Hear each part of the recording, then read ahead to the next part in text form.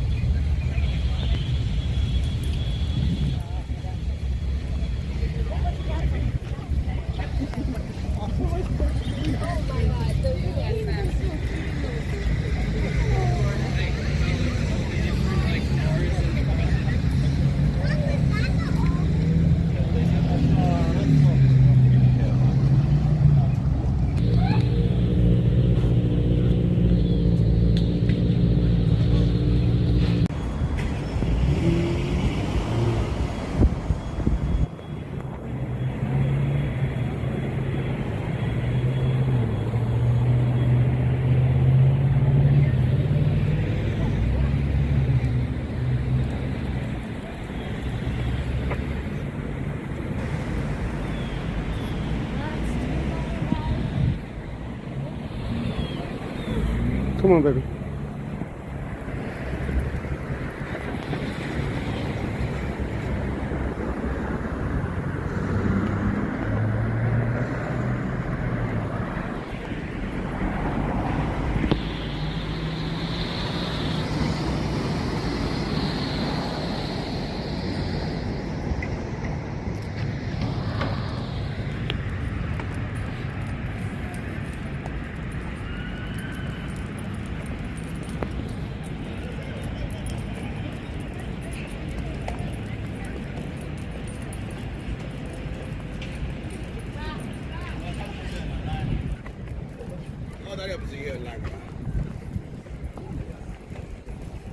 Oh, this is nice.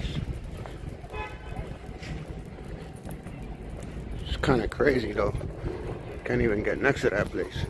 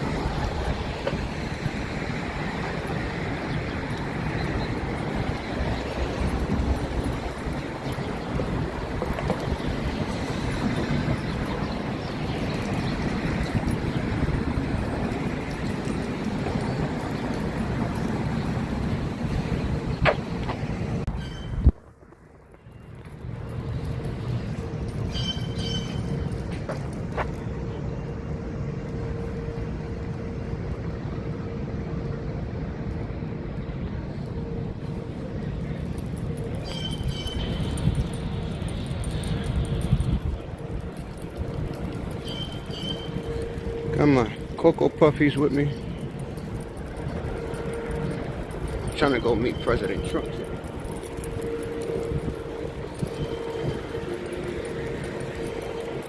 Tell him what a good job he's been doing.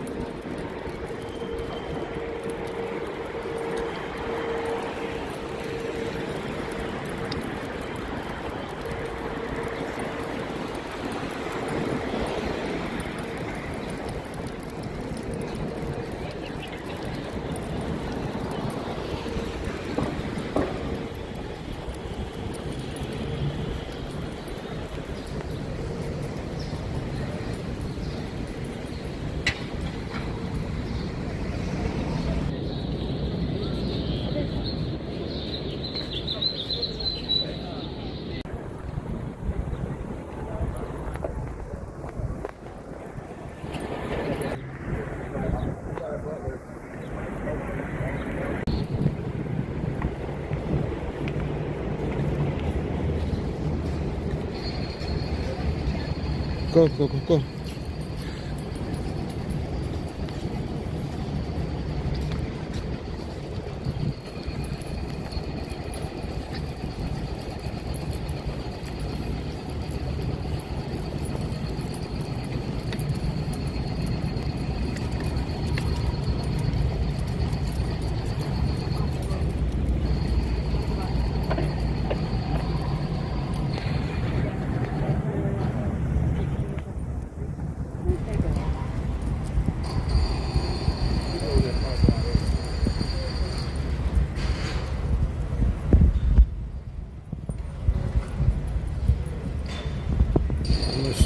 is where they're gonna be building that thing Trump wanted, that hall.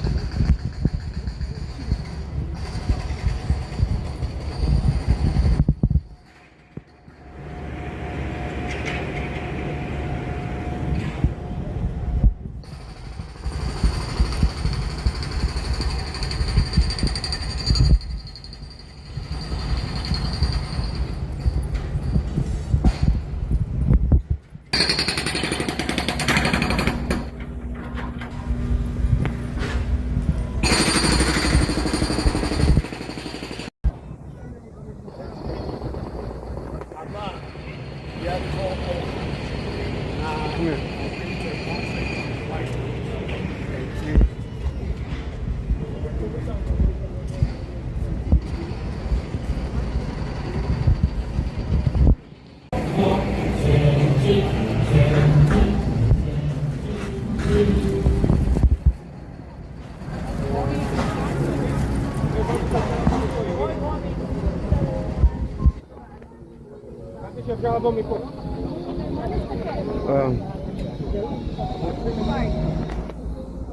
Pretty hard to get a good picture.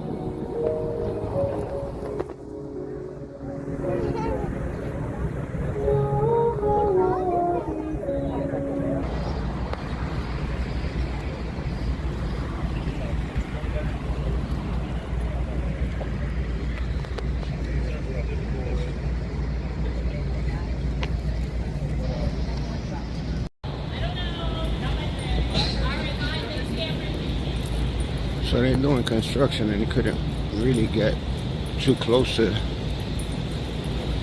the White House, so it kind of sucks.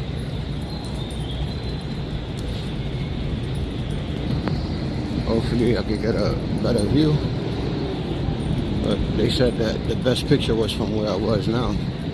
But the main street, they're doing this construction on it.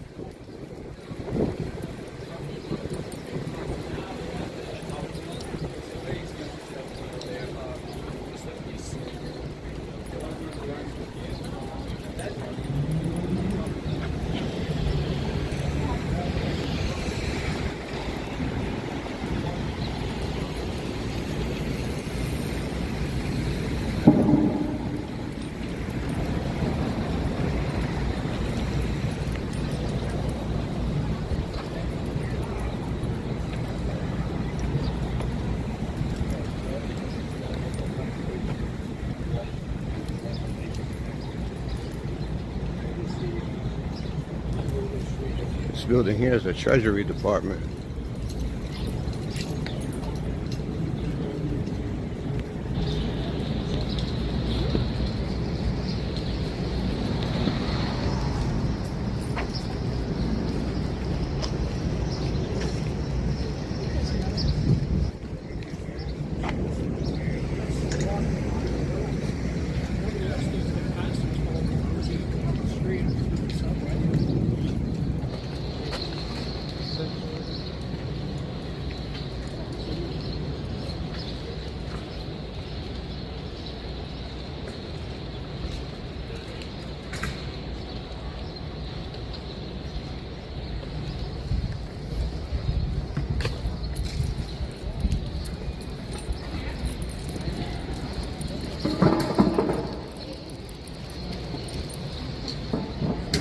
Come on, baby.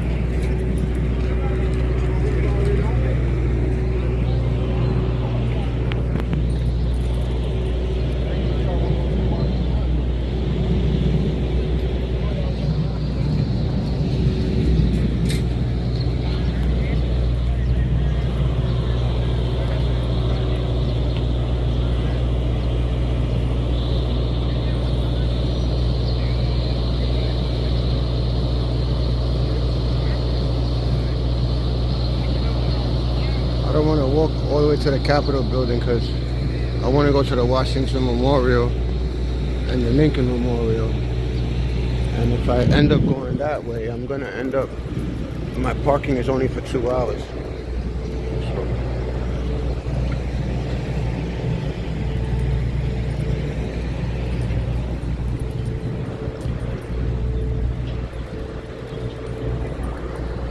So, this is nice over here though.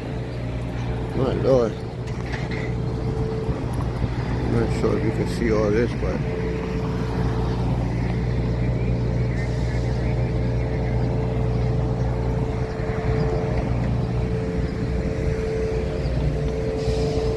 come on, Coco.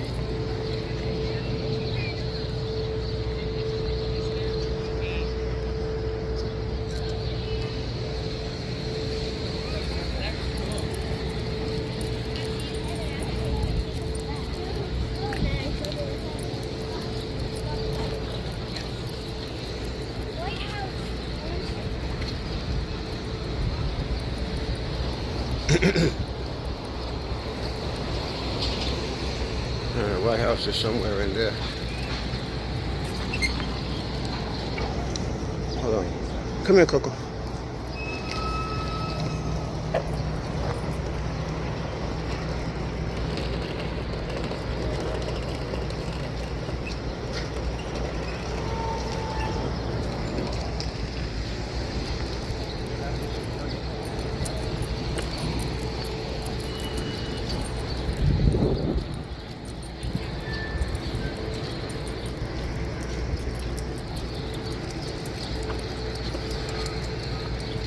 So the Capitol building's all the way over there, but I'm not gonna have time to go there.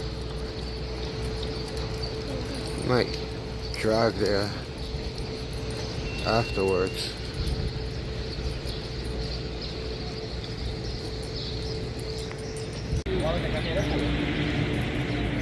The United States Department of Commerce.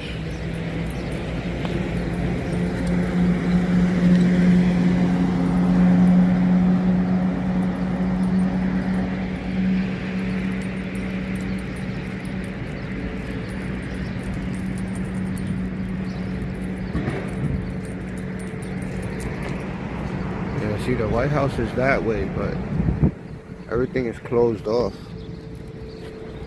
The Washington Monument is straight ahead. I would try to get a visitor's pass, but supposedly you gotta go through like your state representatives to get access. And that's not happening today. Come on, Coco, let's go. But I'm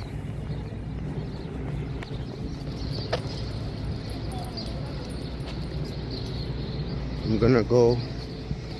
Scoompa, let's go. Come on, baby, come on.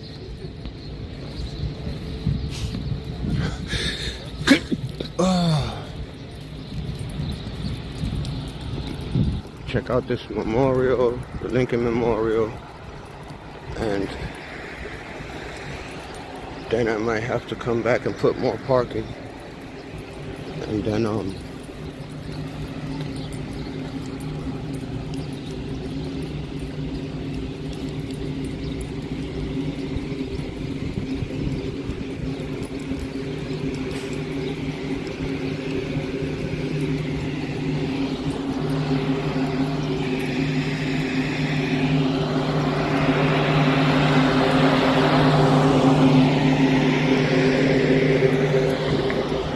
sucks that all of this is closed off.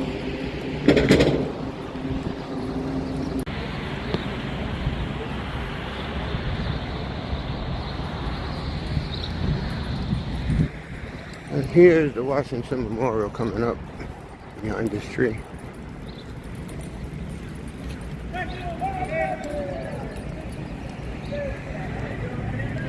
I'm not sure what this building is over here, but it might be the Smithsonian.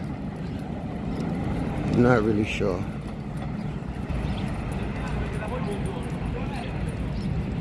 I'm gonna try to get some type of White House souvenir if I could.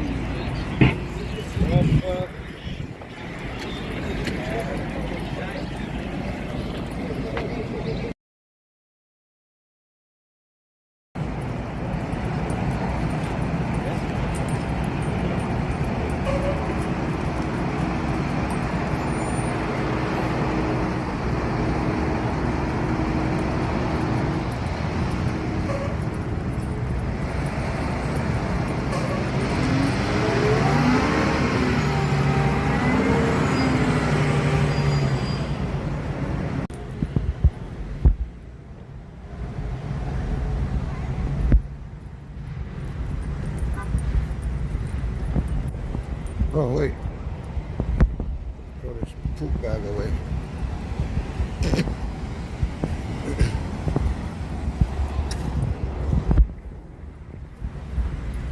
So the Smithsonian is that way. Alright, I want to check this out before I...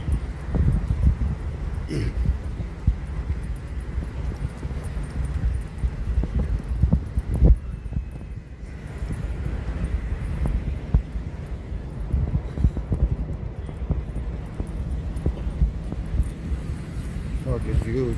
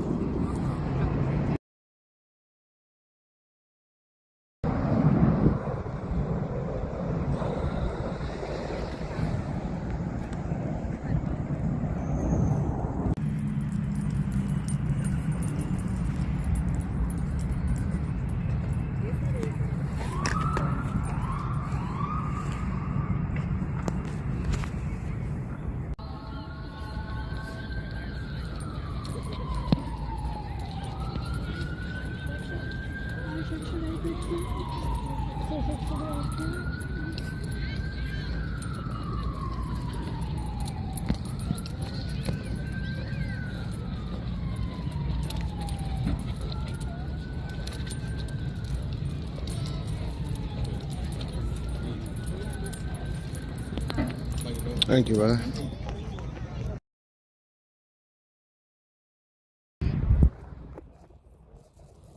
That's the Washington Memorial.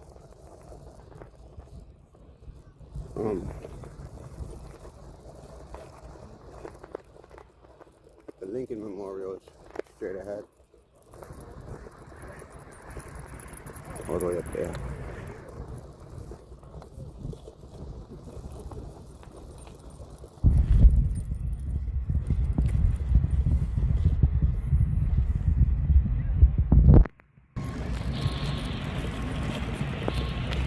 Coming towards the Lincoln Memorial. This is definitely not a couple of hour trip. This is something that you need a few hours if you want to do it all. At least 6. Take your time and look at everything.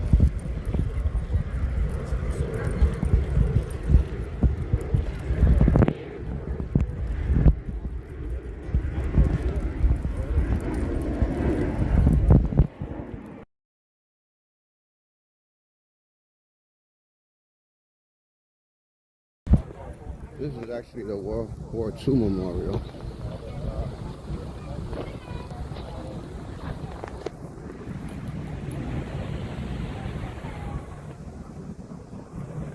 The Lincoln Memorial is all the way up there.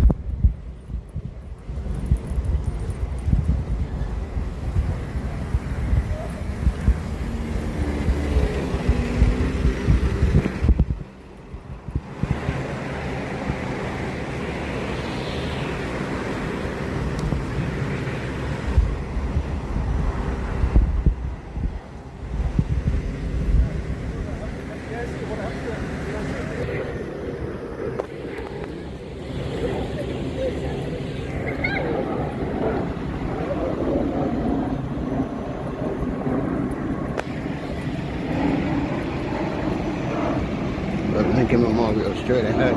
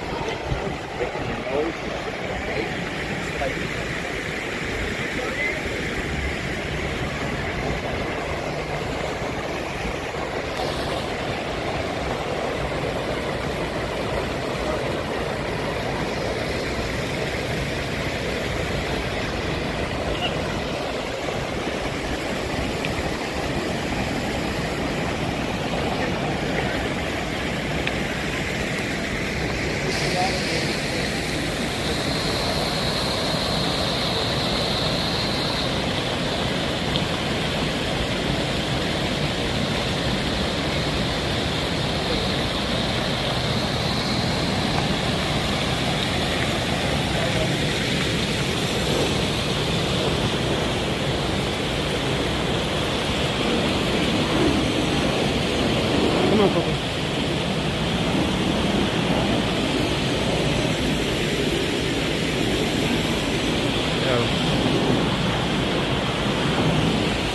Puerto Rico right there. Alaska.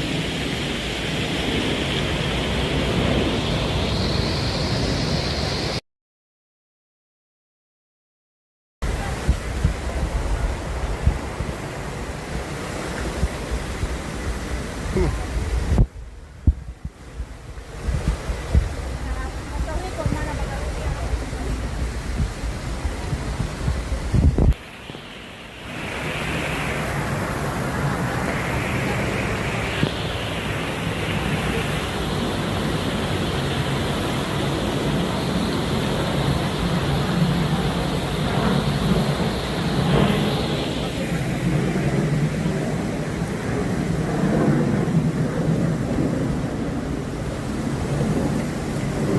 Come here.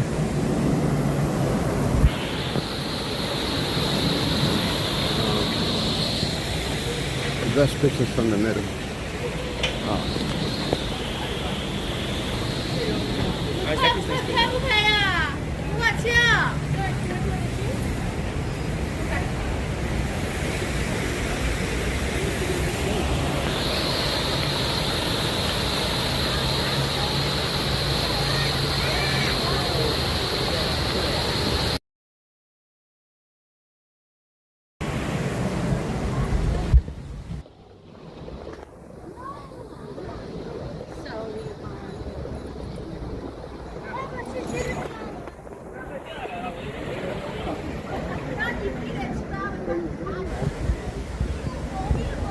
？Come on.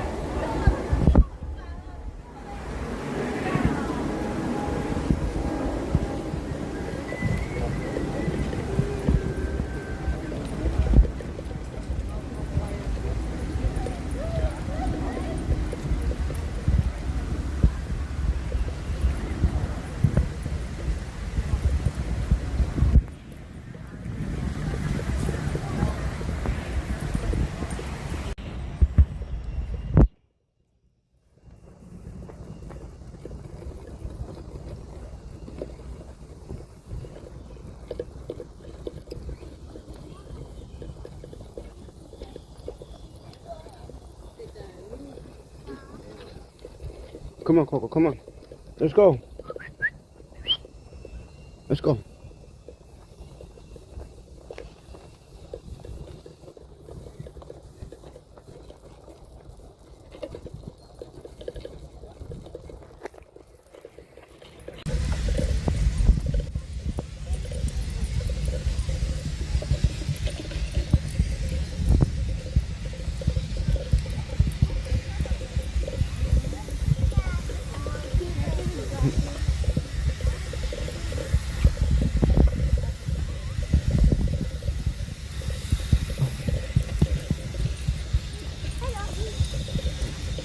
I'm sorry. Come here, Coco.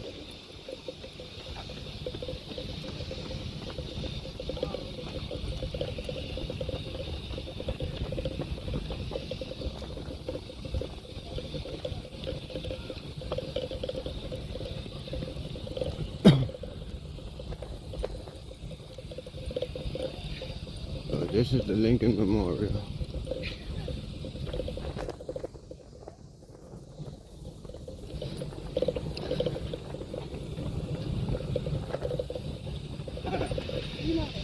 Yeah. Come here. Come here.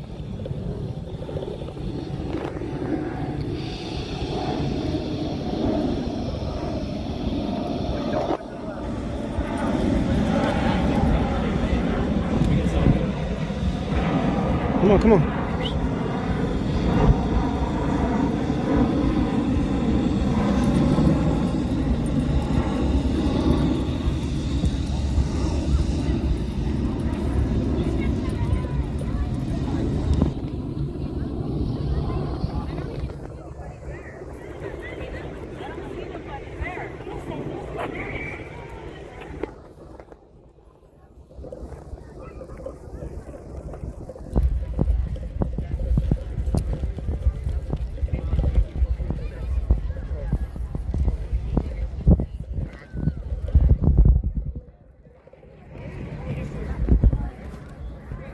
Come on.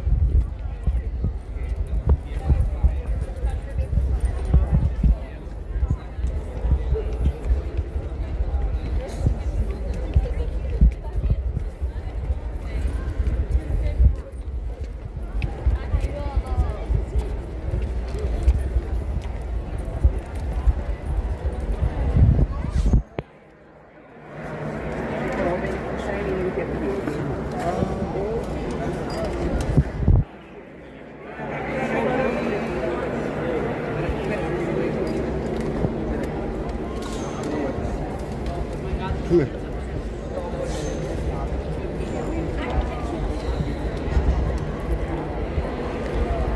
Excuse me.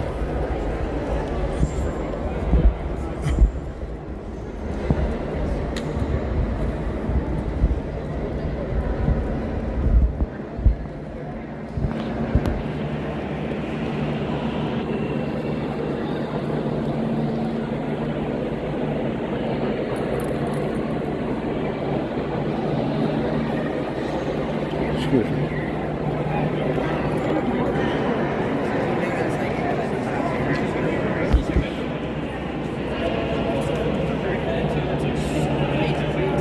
Come here. So she's like,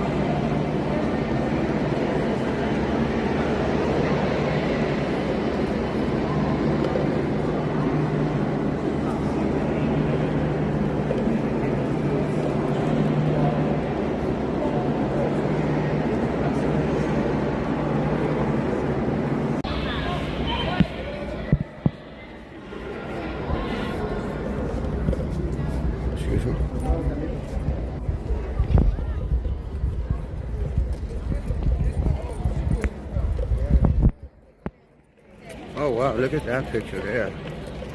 That looks nice.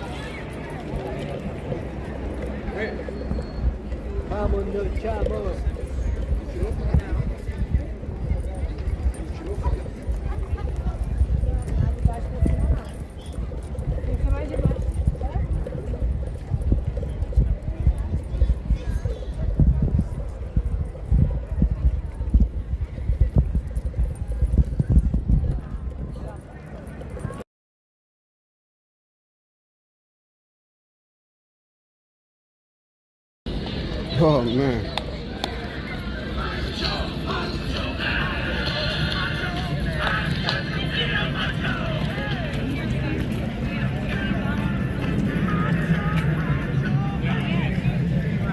Come on, let's go because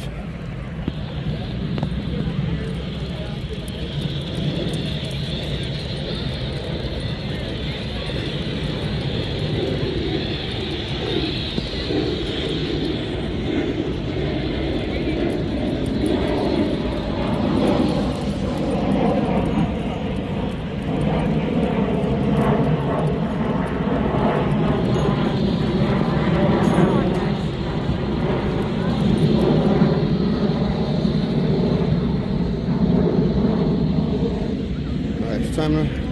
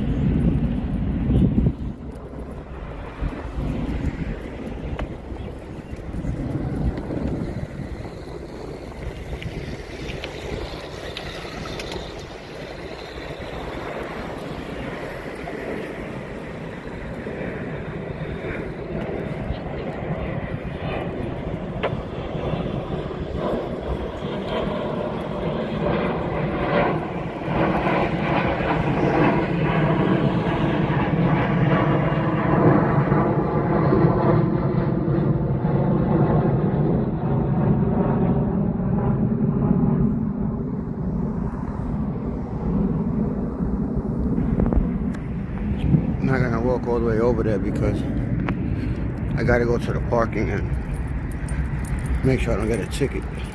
Put some more money into it. But this is pretty cool.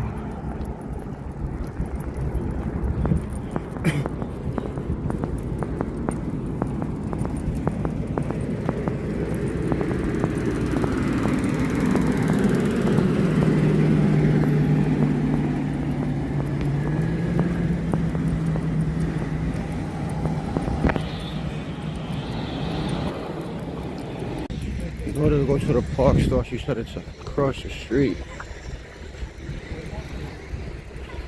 Now I have to try to find this place, make it back in time.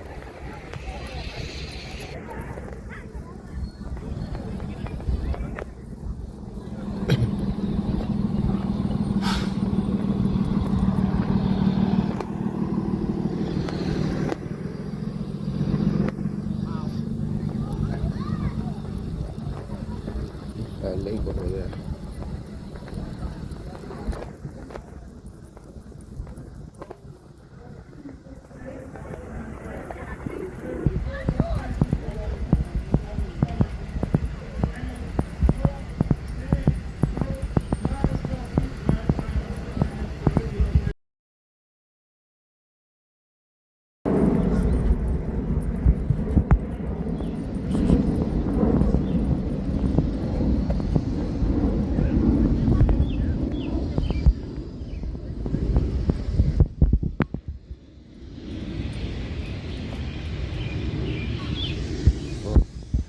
Gotta get back to the car because I got 8 minutes to walk about a mile. This is gonna be interesting. Gotta make it back to the car.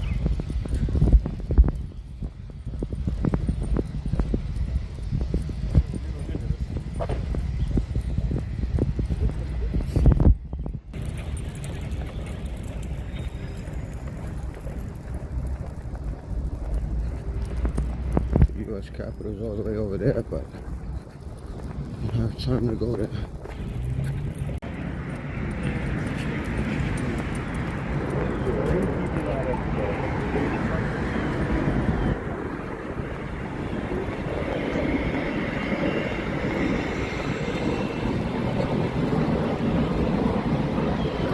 Those are the memorials. I'm not sure what these buildings are, but it looks like they're building some really fancy buildings.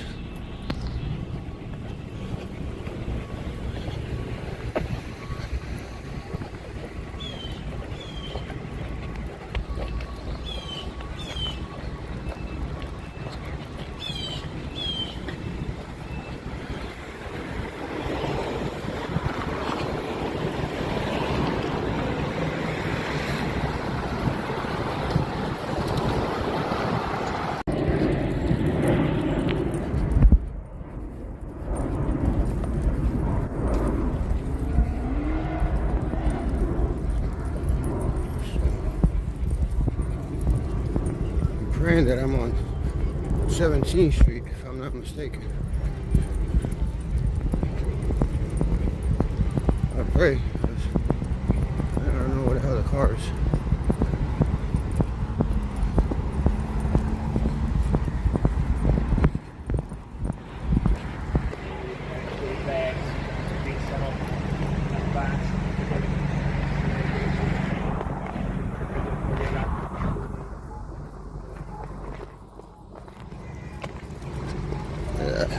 We're going up this street.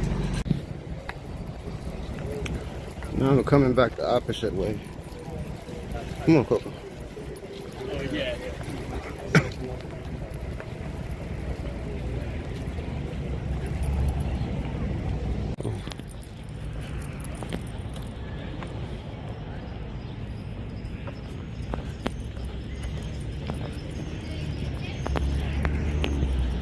So we're going to the people's office where we could try to take up a mock picture in the White House.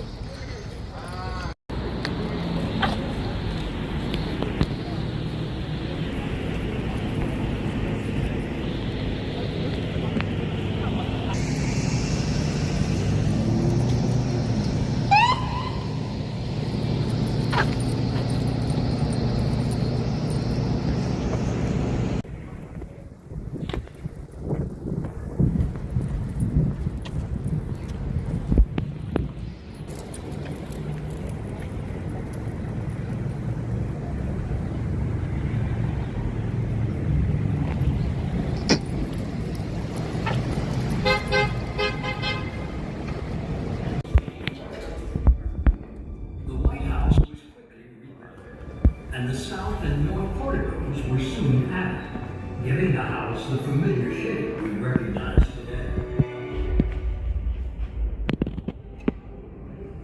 In 1901, Theodore Roosevelt moved into the White House with his wife Edith and their 6 children. This large family needed more living space on the second floor, so an extensive renovation was undertaken to stabilize the world.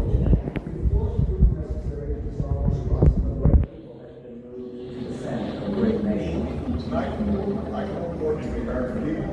The United States has conducted an operation to kill and solve the problem.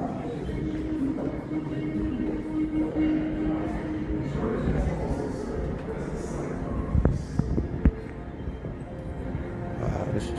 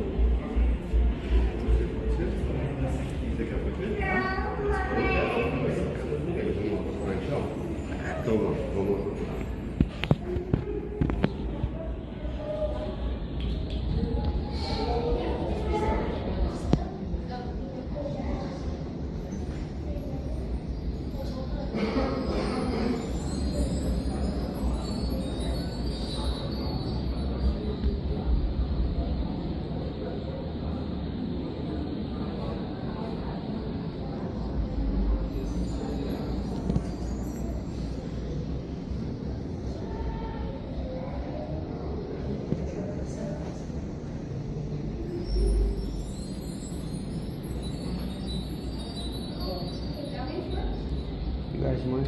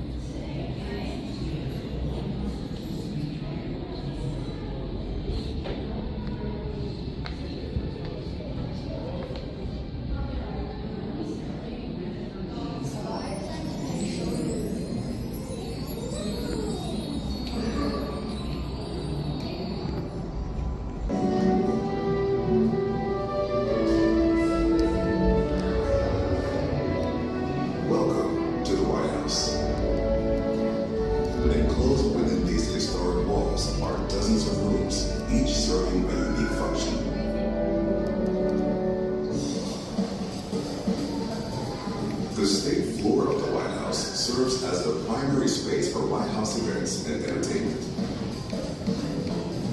I enjoy people so very much, and it's always a pleasure to plan for them, enjoy them while they're here. The second floor of the White House is the private residence for the first family. This is where we really live. And these are the couches we sit on. A home where people live, a private protected from personal life. The ground floor routinely welcomes visitors who often use the diplomatic reception room for secure entrances and exits. But those purposes have changed over time. In the 19th century, this space housed both free and enslaved workers. This unseen labor force provided vital support to daily life at the White House while living in damp and dark quarters. The first family lived upstairs, crowded by government offices and the president's cabinet room. Early on, White House staff dried laundry in the unfinished East Room. Later, it was transformed into a grand ballroom. And the state dining room was first an office, then a location for elegant dinners. This is where all the state dinners and lunches are given. While the parlors hosted levees, receptions, and formal events, roles they still play today. This wonderful historic house symbolizes the continuity of our democracy from generation to generation. So important the setting in which residency is presented to the world. The American people should be proud of it. Balancing tradition and change, the White House embodies America's continuing journey.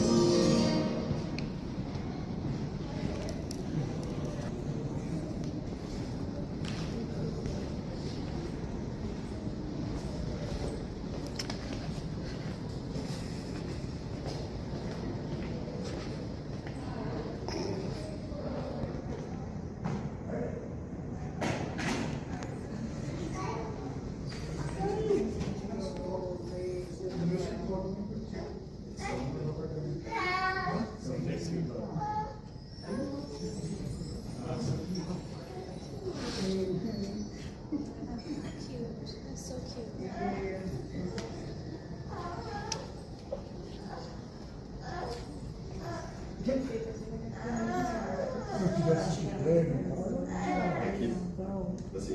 Oh man.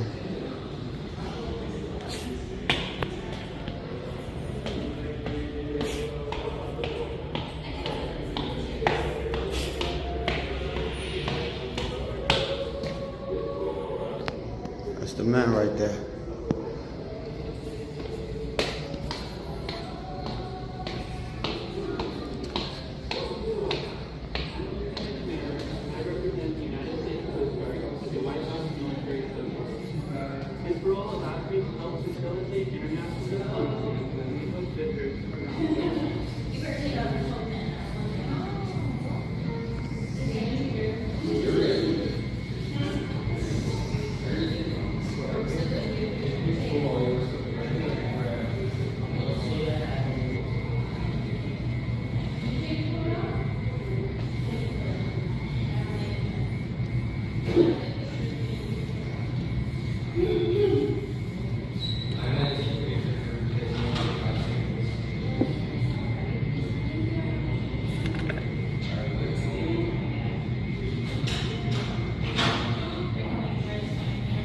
Wow, it's cool.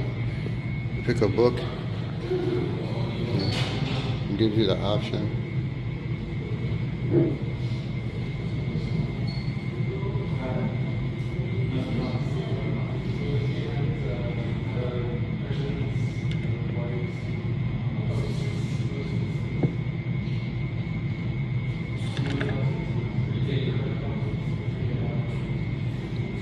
This space is cool as hell.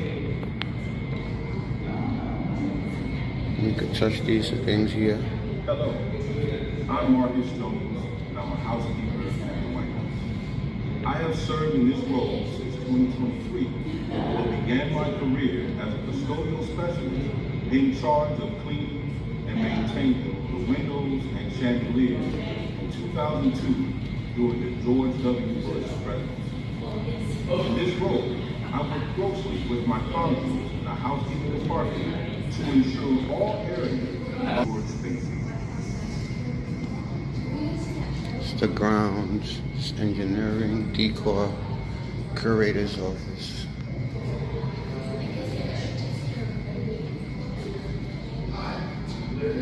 portraits.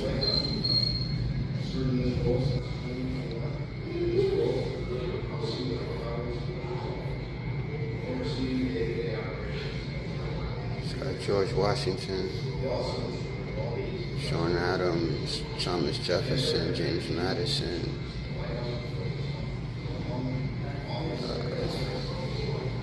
Look at my boy right here, Abraham Lincoln.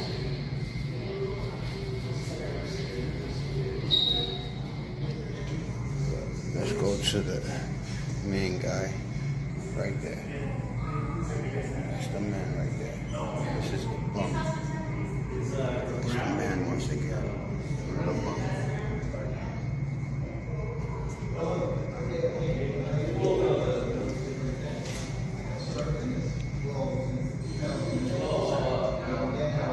Another man right there.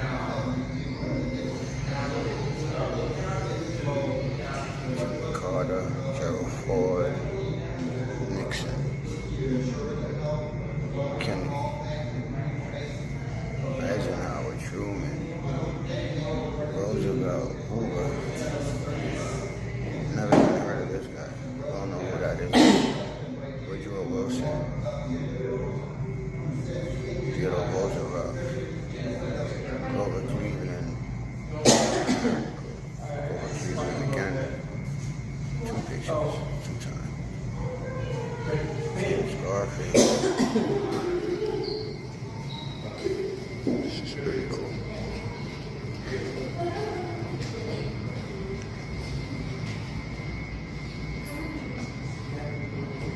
Military office.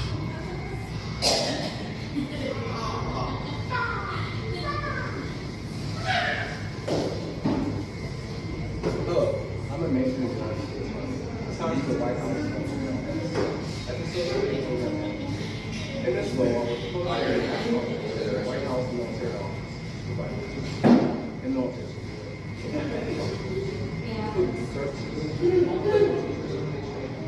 Emergency medical services and legal help. I'd like to invite you to learn about the members of our armed forces that have long worked to protect and enhance the White House functions.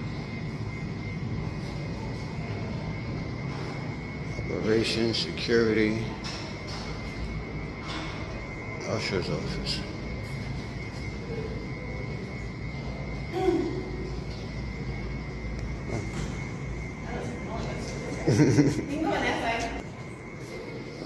Gonna snap a picture. This hall allows you to witness historic events, engage with world leaders, and the American public. We can look abroad and work with our global partners to steady the world to time. Only then can we ease our struggles at home. If we're going to have any chance at recovering from this depression, we'll need to develop closer relationships between business and government. We need to get Americans back to work. Let's provide support for public works projects. You know, that way, in the communities, you can get good government jobs, to build bridges and tunnels. We can also employ young men to work manual labor jobs, developing and protecting natural resources on federal lands. And this way, we can not only improve America's public lands, forests, and parks, but it will also provide meals, lodging, and income for many unemployed Americans. Thank you. You've all given me many good ideas. Now I want to hear from the rest of you. Give your input on the notebook in front of you to determine a plan of action. Let's invest in young workers and improve America's public lands. Let's support free trade policies to promote international peace and prosperity. Must support our farmers and alleviate hunger. Americans need jobs, and this government can supply them. We have to shore up the banking system as soon as possible. Government and business must work together to solve this crisis. Some of Roosevelt's initiatives faced setbacks, but many proved successful. Let's look at how your team of advisors ranked his priorities.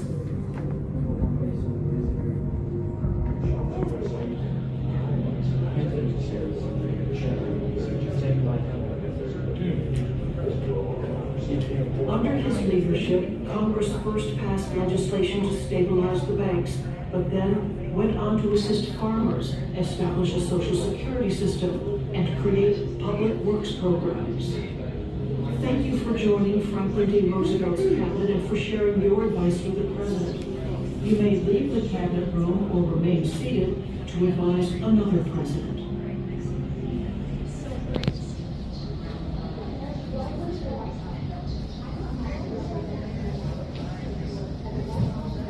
Convened in various White House rooms. Regardless of where they meet, the president, cabinet secretaries, and agency heads work together to enforce federal laws and implement the administration's policies and priorities. This is a room where history is made. After Abraham Lincoln's election to the presidency in 1860, South Carolina seceded or withdrew from the Union. 10 more states would follow, forming the Confederate States of America. Let's go to March 15, 1861. Lincoln has been president for less than 2 weeks, and he and his cabinet members face an urgent matter that could plunge the nation into war. Let's imagine their deliberations adapted from the cabinet's written opinions. Gentlemen, as you know, there is a crisis underway in Charleston, South Carolina. Our troops at Fort Sumter are desperately low on supplies. And the rebels demand we surrender the fort. Now, should we attempt a resupply mission or abandon Fort Sumter? This decision could very well change the fate of our union. We must consider our options and choose wisely. The plan to resupply Fort Sumter comes with a great risk, not only to our boats and the lives of our soldiers and sailors, but to the entire Union. If we send provisions to Sumter, we will provoke a war. No, we must be firm. An evacuation of the fort will convince the rebels that our administration is weak. This will only encourage their defiance. No expense or care should be spared to resupply our troops. 7 states have already seceded, while several others, such as Virginia and Maryland, hang in the balance. Provocation on our part could convince those undecided states to join the Confederacy. We should maintain a defensive strategy and protect our Union. I disagree. I do not believe a resupply mission will lead other states to secede. Indeed, it is the right and duty of the United States government to supply its officers and troops and maintain a fort abode. We should consider Sumter's location in Charleston Harbor, which is less than important than the rest of our summer forts. It is my opinion that we should evacuate Sumter and issue defenses and more strategic locations throughout the South. Our military leaders have reported that the time for reinforcement has passed. A successful mission would require more men and supplies than is worth our while. We must abandon the position. I appreciate your counsel, gentlemen. Now I need to hear from the rest of you. Give your input on the notebook in front of you to help determine a course of action. The resupply mission is too provocative. We should abandon Sumter. We must do whatever it takes to prove our strength against the rebels. Our priority should be peace. We cannot afford to lose more states to secession.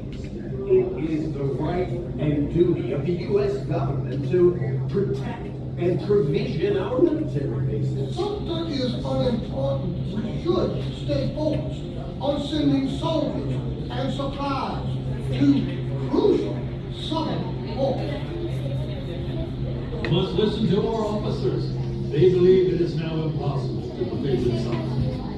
In March 1861, President Lincoln and his cabinet faced a difficult decision with the country on the brink of war. Let's look at how your team of advisors rank their priorities.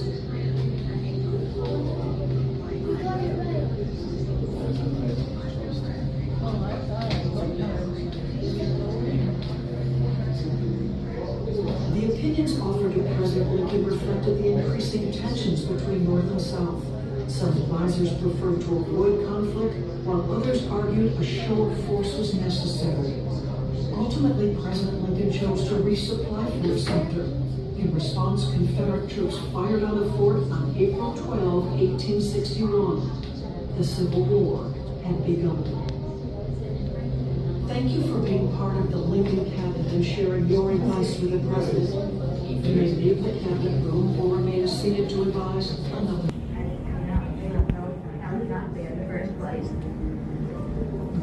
What a delicious meal. It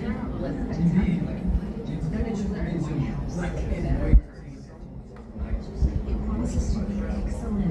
Pleasure meals and performers of Rico y Gabriela during a distinct honor in Mexico.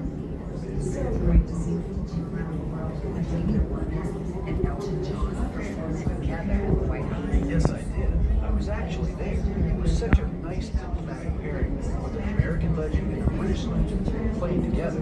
It's amazing how much music does bring people together. Speaking of which, it looks like our evening's program's about to start. Ladies and gentlemen, tonight's entertainment is about to begin. Please join us in the East Room.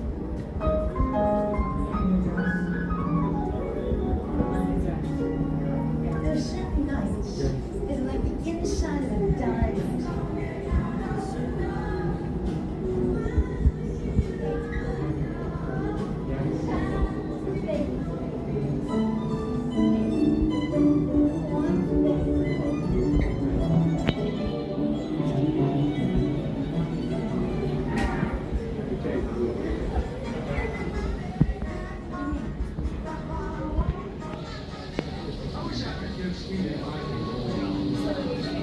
First families began displaying Christmas trees in the White House as early as 1889. During Benjamin Harrison's presidency, the tree was placed in the second-floor Oval Room and decorated with candles and toys. However, the custom of decorating the state floor for the holidays came later. In 1912, the children of President William Howard Taft placed a Christmas tree in the Blue Room for White House visitors to enjoy. The tradition was formalized by the Eisenhowers and continues to this day.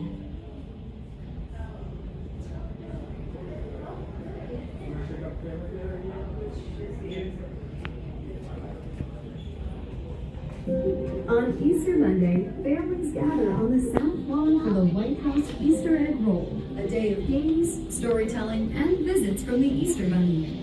Which president first opened the White House grounds to the public on Easter Monday?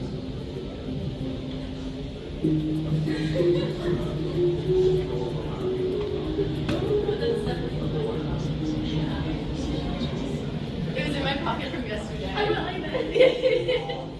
See if you're missing anything. Can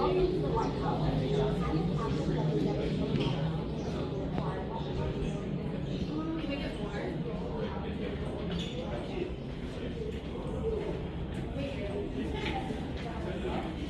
You can pass this. That's fine.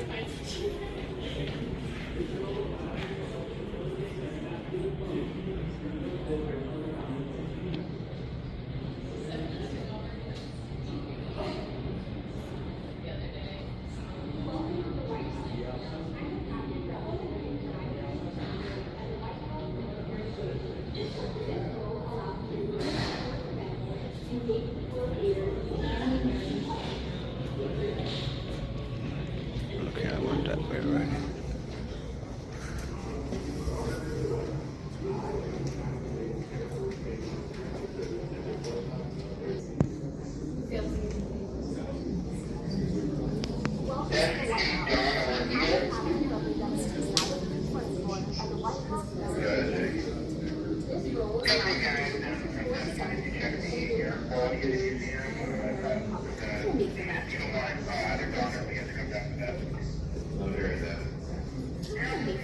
There was a question of if you were in the building. So true. No one knew Don was in the building. Usually true.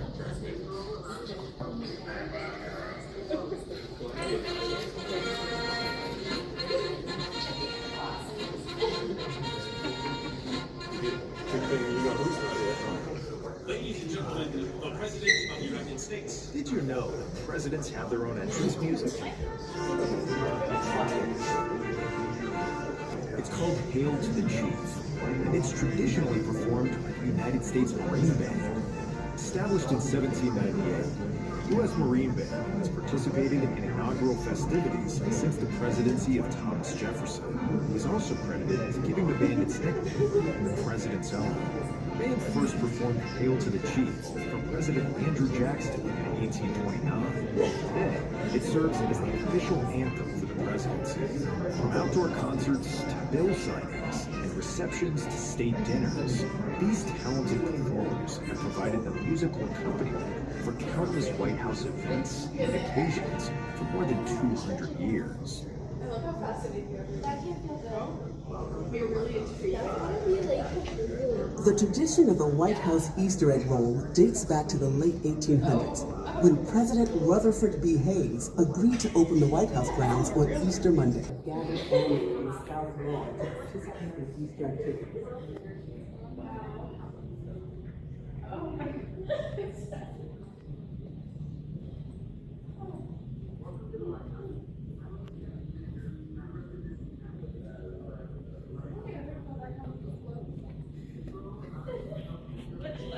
Confirmed. Timberwolf and Tranquility are secure.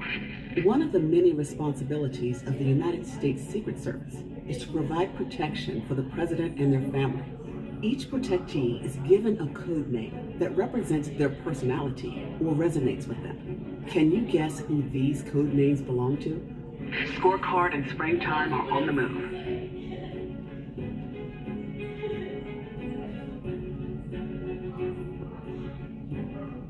Prepare for Eagle, Evergreen, and Energy.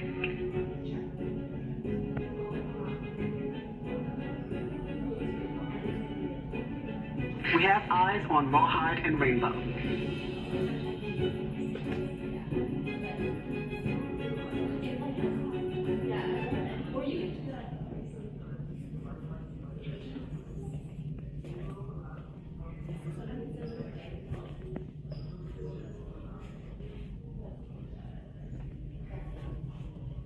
The White House is one of the most recognizable buildings in the country.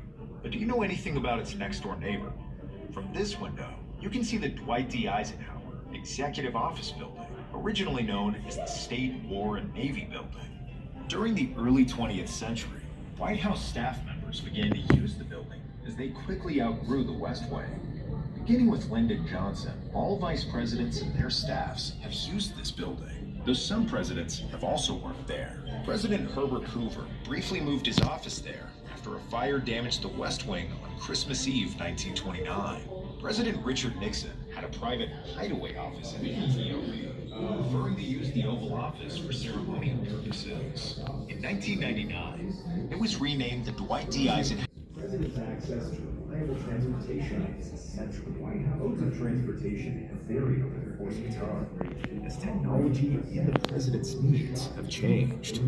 At 10 p.m. on January 9th, 1943, President Franklin D. Roosevelt and his entourage quietly left the White House, beginning their secret journey to Morocco to meet with British Prime Minister Winston Churchill. The convoy embarked on a 24-hour train ride to Miami, where a plane awaited. Shortly after 6 a.m. on January 11, 1943, President Roosevelt became the first sitting president to take flight, riding in a Boeing 314 Clipper, logging over 50 hours of flight time. The president's 7,000-mile trip concluded in Casablanca.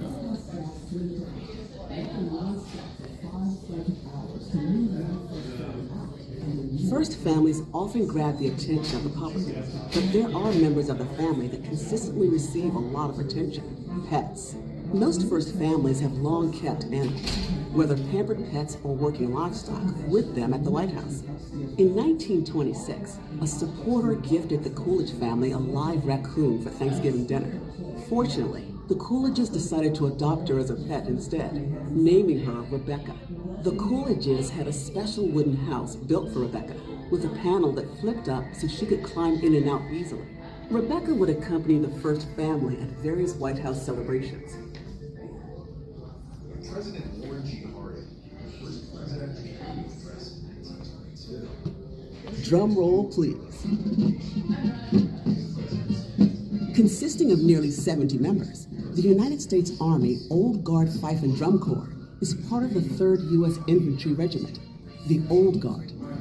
The Corps are immediately recognizable as they don uniforms inspired by the musicians who accompanied the Continental Army during the Revolutionary War. Their wardrobe consists of red regimental coats, colonial overalls, waistcoats, white wigs, and to top it off, black tricorn hats. As an official representative of the United States Army, the Corps performs at hundreds of events and venues every year. At the White House, they perform during state arrival ceremonies and have participated in every Inauguration Day parade since the presidency of John F. Kennedy. In 1891, the White House was alight with electricity. President Benjamin Harrison ordered the house to be wired as part of a modernization effort. However, the president was deeply nervous about the electricity and refused to turn the lights on or off himself. Instead, White House staff had to turn the lights on at night and off every morning.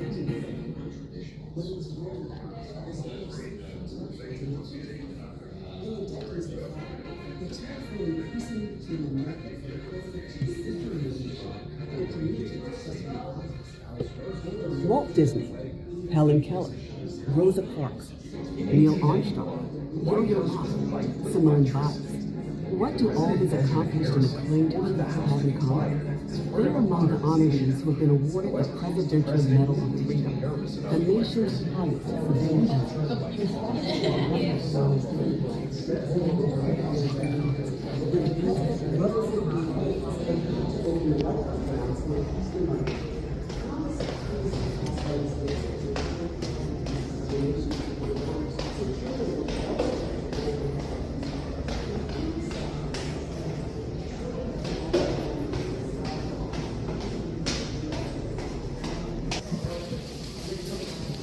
Thank you.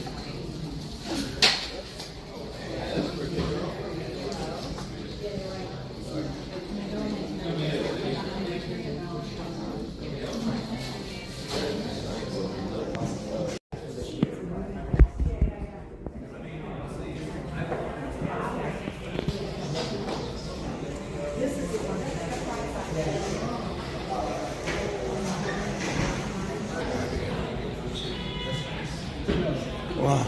Oh, that place was nice.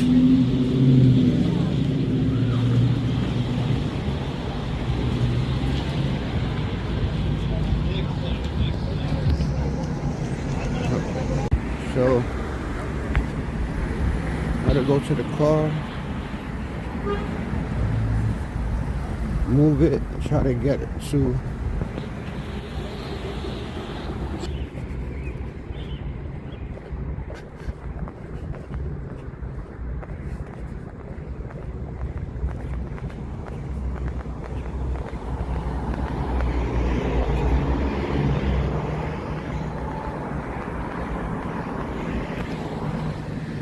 and White House is that way, but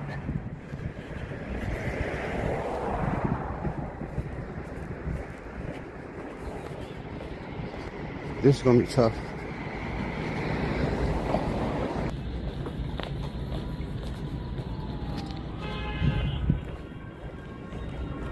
In the car, try to make a U-turn.